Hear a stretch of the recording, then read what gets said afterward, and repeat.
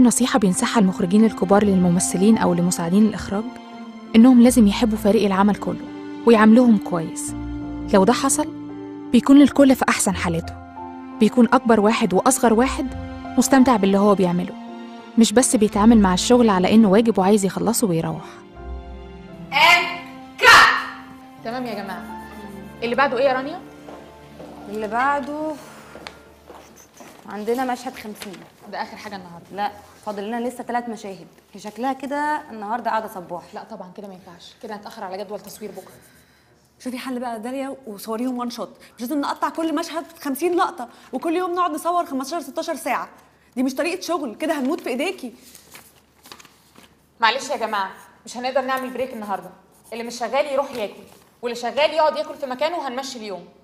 يا استاذه داليا، البريك مش اكل وبس على فكره، الناس محتاجه تريح، صفي دماغها، تركيزهم بيروح وانت الخسرانه في الاخر.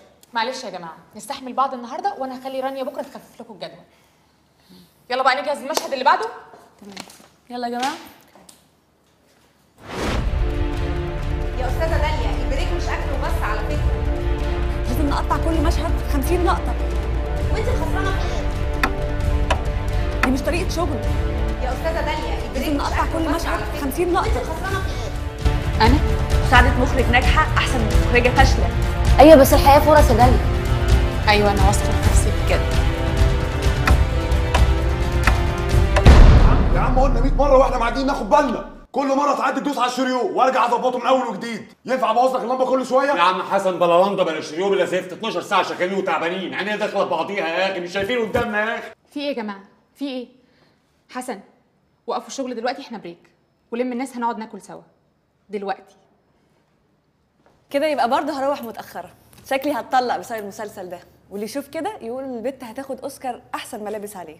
حبيبتي انت اكبر من الاوسكار بكتير. او اطول.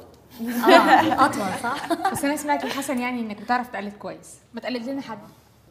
طب انا ممكن اقلد.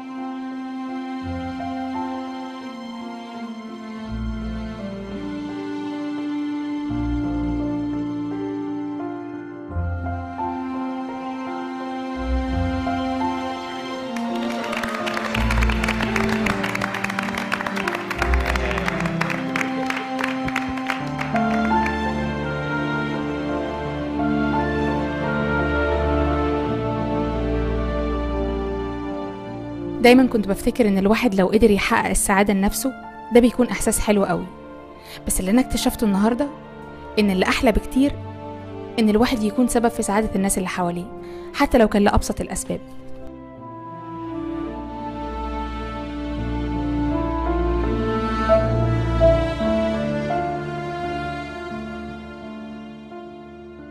يا ترى ايه كان مخوف داليا؟